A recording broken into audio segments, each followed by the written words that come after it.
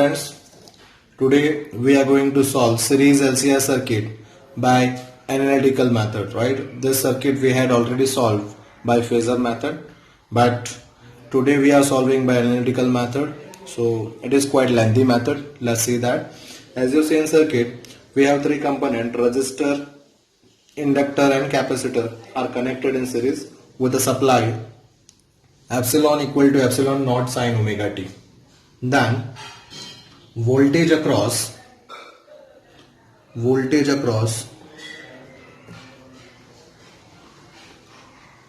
capacitor, that is VC is equal to Q by C, right?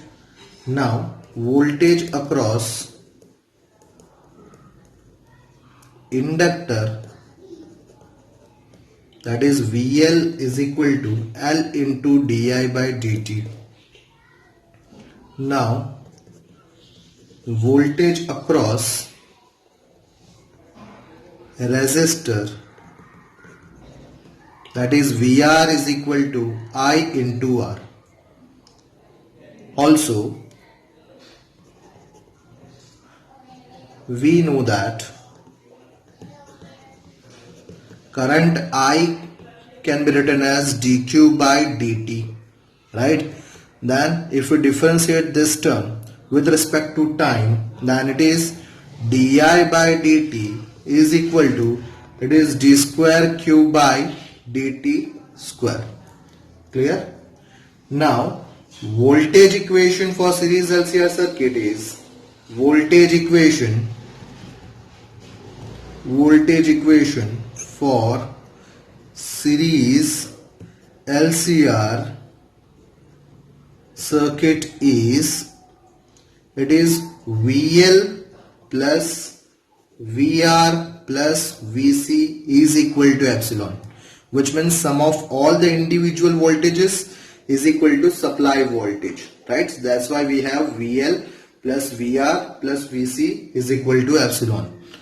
Now VL value is L di by dt, so it is L di by dt plus VR is I into R plus VC is Q by C is equal to epsilon value is epsilon naught sine omega t. Clear? Let it be. Now we are going to substitute the value of di by dt and I in this term. So this equation will be like L, it is d square q by dt square plus R into, it is dq by dt plus q by c is equal to epsilon naught sine omega t. Clear? This, let it be equation 1 here. Now if we turn this denominator L, or you can say that if we divide both the term by L, both side of term by L, then it is, this equation will be like d square q by dt square plus R by L dq by dt plus q by LC, which is equal to epsilon naught by L sine omega t. This is equation 2. Now as you can see, this equation 2 looks like the equation comes in oscillation chapter, that is of forced oscillation theory, right? So this is a damped oscillation equation comparing to like that only. So we have a solution of it. Let's see. This equation 2 is like equation for a force damped oscillation, right? So we have a solution, that is, let us assume a solution, that is, we are letting a term, that is q is equal to q naught sine omega t plus theta. Clear? Let it be equation 3. Now if we differentiate this term with respect to time t, then it is dq by dt is equal to, differentiation of sine is cos only. Again, continuous differentiation of omega t plus theta is only omega. So by that it is omega naught q naught omega cos omega t plus theta. If we differentiate this term again by t, then this is dq or d square q by dt square is equal to, differentiation of this cos is minus sign and again omega comes out. So this term will be minus q naught omega square sine omega t plus theta. This is your equation 4. Now this is your equation 5. As you see, if we substitute equation 3, 4, 5 in equation 1, this equation 1, then it will be like putting value of equation 3, 4 and equation 5 in equation 1, we get that term is like minus q naught omega square L sine omega t plus theta plus R q naught omega cos omega t plus theta plus q naught by c sine omega t plus theta, which is equal to epsilon naught sine omega t. Right, this is what the big equation we are getting after putting this value in equation 1. You can verify it, right? Then after, if we take a common term, that is, what is common in this term? We have common, that is q naught, right? And if we take omega also, then this term will be q naught omega, in a bracket it is minus L omega sine omega t plus theta plus R cos omega t plus theta plus, here we this term don't have omega, so omega still we taking a common of omega term, so omega will comes in denominator, so it will be omega c sine omega t plus theta is equal to epsilon naught sine omega t. Clear?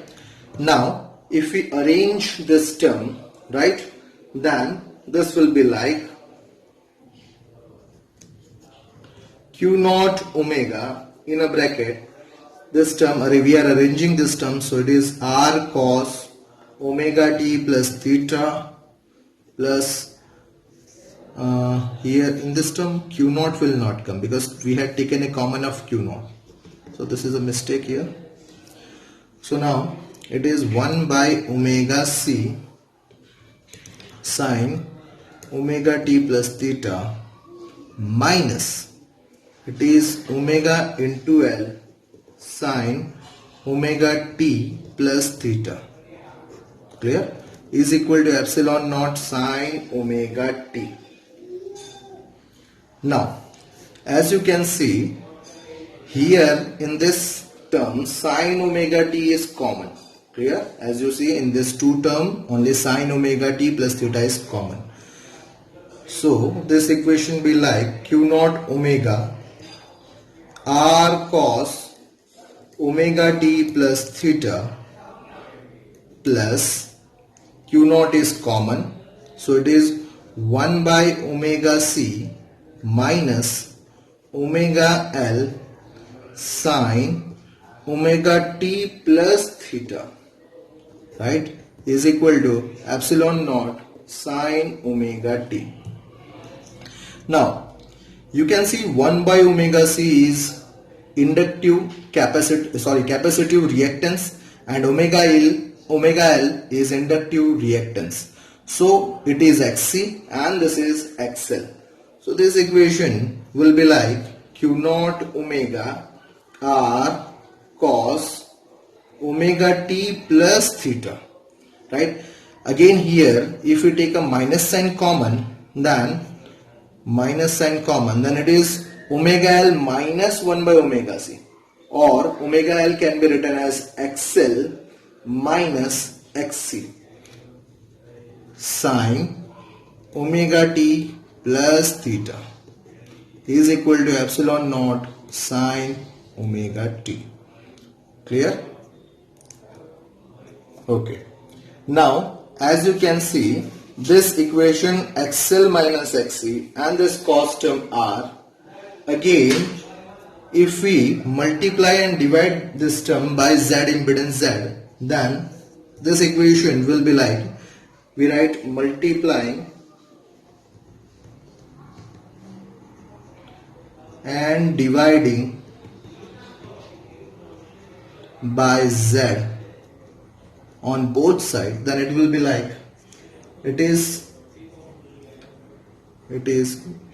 only for this LHS, if we multiply and divide by Z, then it is like Q naught omega Z in a bracket, Z will comes inside, so it is R by Z cos omega t plus theta minus, it is XL minus XC by Z into sine omega t plus theta, clear, is equal to epsilon naught sine omega t, right? This is the term which we get after multiplying and dividing by Z in this term. Clear? Now friends, you might remember that impedance triangle, which is very important to make out this equation in simple form. Let's see. Impedance triangle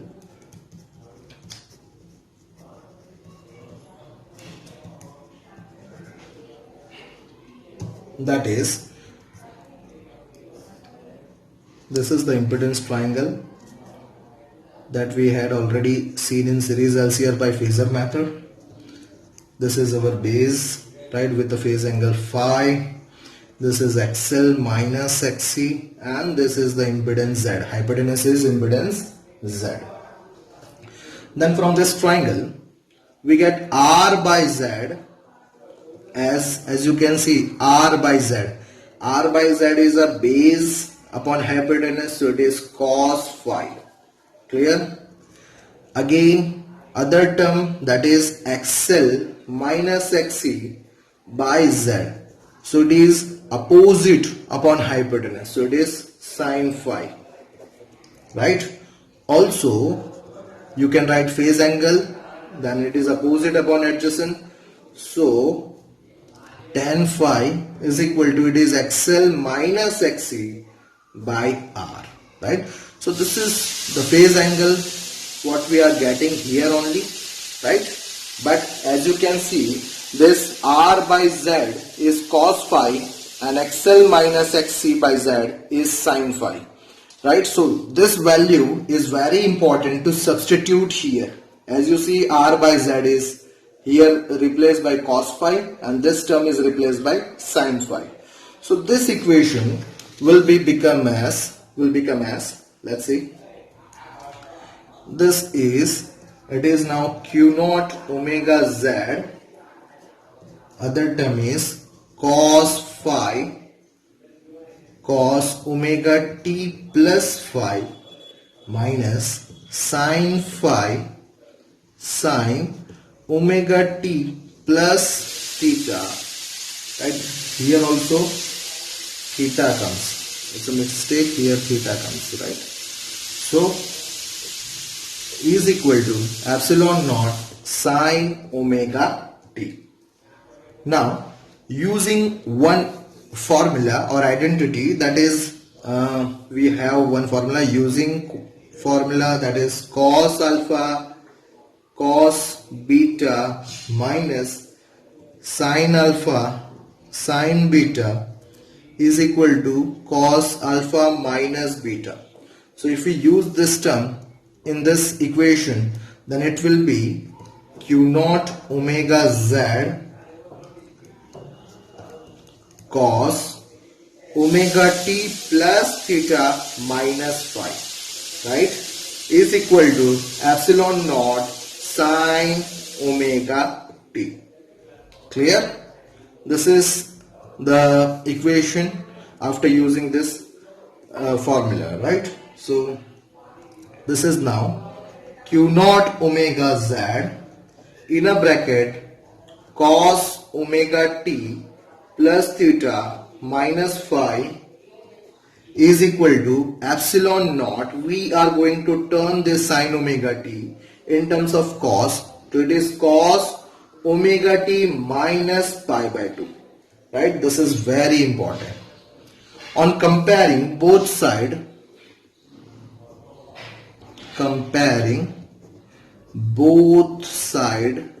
for this equation, as you see, for comparing both sides of equation, we find that epsilon naught is equal to q naught omega z, right? So this epsilon naught is equal to q naught omega z, right? So by that you can write epsilon naught is equal to this q naught into omega can be written as I naught. So it is I naught into z, right? Where this I naught is equal to, it is q naught into z. This is what we had assumed, right?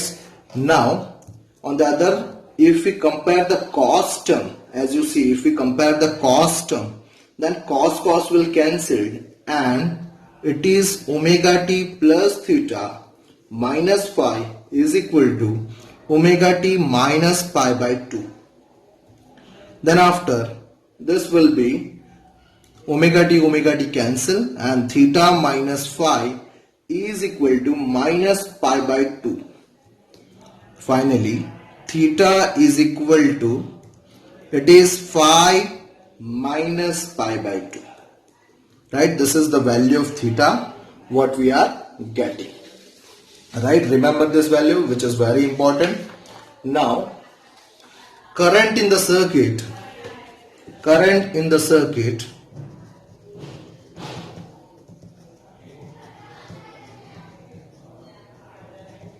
is I is equal to, it is dq by dt, putting a value of q which we had assumed. So it will be d by dt, value of q is q naught sine omega t plus theta, right? So this value will be q naught omega cos omega t plus theta, right? Now this q naught into omega, as you remember, this value is I naught, we had already assumed. So it is I naught cos omega t plus theta, right, which is I equal to. Clear? Then if we turn this cos, or you can say if you substitute the value of theta which we had already find, then cos omega t plus phi minus pi by 2, right?